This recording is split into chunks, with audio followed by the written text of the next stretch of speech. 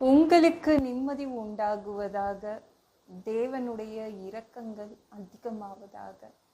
தேவன் என்ன சொல்றாங்கன்னா, மார்க்கு 9:23, விசுவாசிக்கிறவனுக்கு எல்லாம் கூடும்.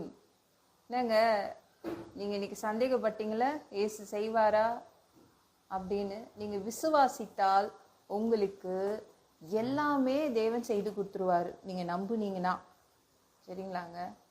நீங்க எந்தவித பதஷ்டமும் பட வேண்டிய அவசியமே இல்லை.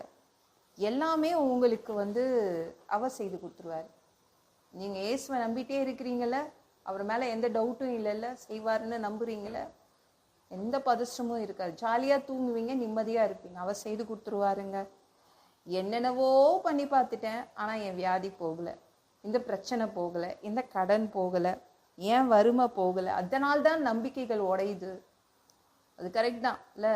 நமக்கு அந்த டைம்ல மனசு உடஞ்சிடுது, நம்ம நம்பிக்கைகள் எல்லாமே உடஞ்சி போயிடுது. நீங்க ஒன்னே ஒன்று செய்தால்தான் போதும். அப்படிதான் இயேசு சொல்றாருங்க. இந்த மார்க் 9ஆம் அதிகாரம் இந்த இந்த சம்பவத்துல இயேசு சொல்றாரு, ஒன்னே ஒன்று செய்தால் போதும். நீங்க தொடர்ந்து இயேசுவை நம்பிட்டே இருங்க, போதும், அது போதும், வேற எதுவும் வேண்டாம் அப்படின்னு இயேசு சொல்றாங்க.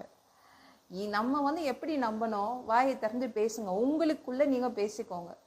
எனக்கு இயேசு இருக்காரு, இந்த வியாதி சரியாயிடும். எனக்கு இயேசு இருக்காரு, அவர் கடனை அடைச்சிடுவாரு. எனக்கு இயேசு இருக்காரு, இந்த பிரச்சனை போயிடும் அப்படின்னு தொடர்ந்து நீங்க உங்களுக்குள்ளே பேசிக்கோங்க. சரிங்களா? அப்படி நீங்க தொடர்ந்து இயேசுவை பற்றி சொல்லி சொல்லி மனசை நம்ப வச்சிருங்க. இயேசு இருக்காரு, நமக்காக இயேசு இருக்காரு. உங்க மனசுகிட்ட நீங்க தாங்க பேசணும். தொடர்ந்து 24 மணி நேரமும் பேசிட்டே இருங்க. அவர் மனசுகிட்ட பேசிட்டே இருங்க.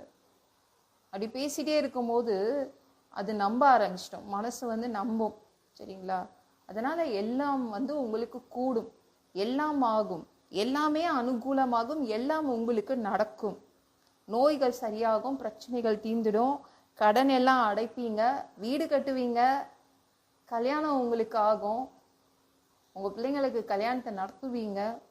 சரிங்களா? ஏன்னா இந்த இயேசுவால் முடியாதது என்று ஒன்றுமே கிடையாதுங்க. விசுவாசத்தினால்தான் நீதிமான் பிழைப்பான் அப்படின்னு ஒரு வசனம் இருக்குதுல்ல. அப்போ நமக்கு இருக்கிற நம்பிக்கைகள் வச்சுதான் நம்ம பொழைச்சிக்க முடியும். நீங்க இயேசுவை நம்பி நம்பி நீங்க பொழைச்சிக்கலாம். விசுவாசிக்கிறவன் பதறான். இயேசுவை நீங்க நம்புறதுனால, 24 மணி நேரமும் இயேசுவையே நம்பிட்டு இருக்கிறதுனால எந்த பதஷ்டமும் இருக்காது.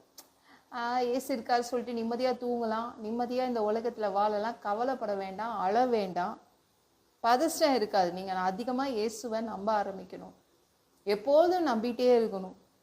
அப்போ உங்களுக்குன்னு எல்லாமே நடந்துடும், எல்லாமே சரியாயிடும். உங்களுக்கு தோல்வி இருக்காது, வெற்றி தான் இருக்கும். ஒரு நாள் ஒரு பையனுக்காக 9 பேர் ஜெபம் பண்ணாங்கங்க. ஒரே ஒரு பையனுக்காக 9 பேர் ஜெபம் பண்ணாங்க. என்னங்க இது? ஆமா, அந்த 9 பேர் யாரு? இயேசுவோடைய சீடர்கள், பிரதான சீடர்கள். இயேசுவோடைய 9 சீடர்கள் ஜெபம் பண்ணாங்க.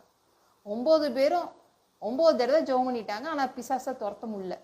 அந்த பிசாசு போகல. அந்த பையன் பக்கத்துலயே உட்கார்ந்துக்குச்சு, அவங்களுக்குள்ளேயே உட்கார்ந்துக்குச்சு. அவங்க அப்பாவுக்கு நம்பிக்கைலாம் உடஞ்சி போச்சு. எப்படி இருக்கும்ல, அவங்க அப்பாவுக்கு நம்பிக்கை உடஞ்சிடுச்சு. உடனே அவர் பார்த்தாரு, இவங்களால இந்த 9 பேரால சரி பண்ண முடியாதுன்னு நினைக்கும் போது இயேசு வந்துட்டார். வெளியே போயிருந்தாரு, உள்ள வந்துட்டார், அந்த இடத்துக்கு வந்துட்டார். உடனே இயேசு சொன்னாரு, உன் பையனை கூட்டிட்டு வாப்பா அப்படின்னாரு. உடனே அவன் பையனை கூட்டிட்டு விட்டான். உடனே என்ன ஆச்சுன்னா, அந்த பையனுக்கு பிடிச்சிருந்த பேய் இருக்குதுல்ல, அது அவனை அலைக்கழித்தது, அவனை கீழே தள்ளி விட்டுச்சு. அவன் புரண்டான், அவனுடைய வாயில நுரை தள்ளிற்று. அவங்க அப்பா எந்த காட்சி பார்க்க கூடாது என்று நினைச்சாரோ, எந்த சீனை என் வாழ்க்கையில பார்க்க கூடாதுன்னு நினைச்சாரோ, அதை திரும்ப பார்க்கும்போது அவருடைய மனசு உடஞ்சிருச்சு.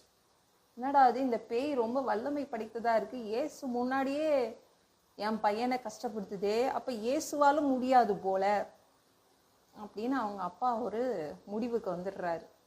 சரிங்க இயேசுவே, நீங்க ஜெபம் பண்ணுங்க. மனசுக்குள்ள சந்தேகங்கள் வந்துருச்சு, அவிசுவாசம் வந்துருச்சு. உடனே இயேசுக்கு புரிஞ்சிருச்சு, இயேசுக்கு தெரியும் இவருக்கு அவிசுவாசமா இருக்காருன்னு. விசுவாசிக்கிறவனுக்கு தான் எல்லாம் கூடும் அப்படின்ட்டார். உடனே அவங்க அப்பா அழ ஆரம்பிச்சிட்டாரு. என்ன சொன்னாருன்னா, என்னுடைய அவிசுவாசம் போறதுக்காக ஜெபம் பண்ணுங்க அப்படின்னு சொன்னாரு. நம்ம கண்ணு முன்னாடி நம்ம மனசை உடைக்கிற மாதிரி நிறைய ஒவ்வொரு நாளும் நிறைய நம்மளுக்காக நடக்குது இல்லை? அதெல்லாம் பார்த்தோன்னா நம்ம உடஞ்சி போயிடுறோம். உடனே விசுவாசம் நம்பிக்கையெல்லாம் உடஞ்சிருது. நீங்கள் உங்கள் நம்பிக்கைகள் உடையாமல் பார்த்துக்கோங்க.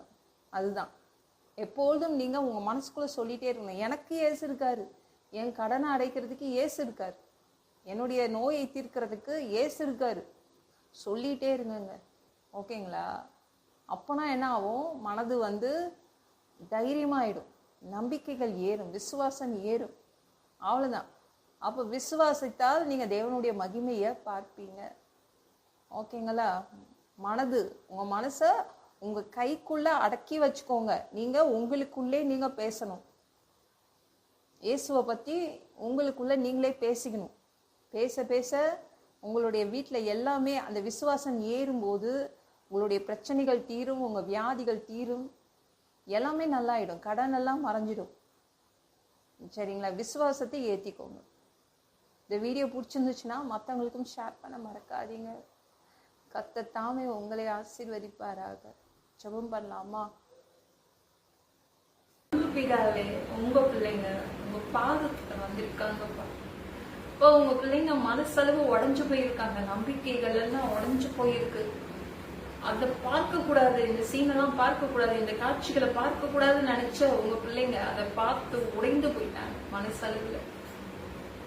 உங்க பிள்ளைங்களுடைய நம்பிக்கைகள் நீங்க ஏத்தி விடுங்க, விசுவாசத்தை ஏத்தி விடுங்க. நன்றி. விசுவாசிக்கிறவனுக்கு எல்லாம் கூடும் என்று சொல்லியிருக்கீங்க. நீங்க உங்க பிள்ளைங்களுக்கு எல்லாம் செய்து கொடுங்க.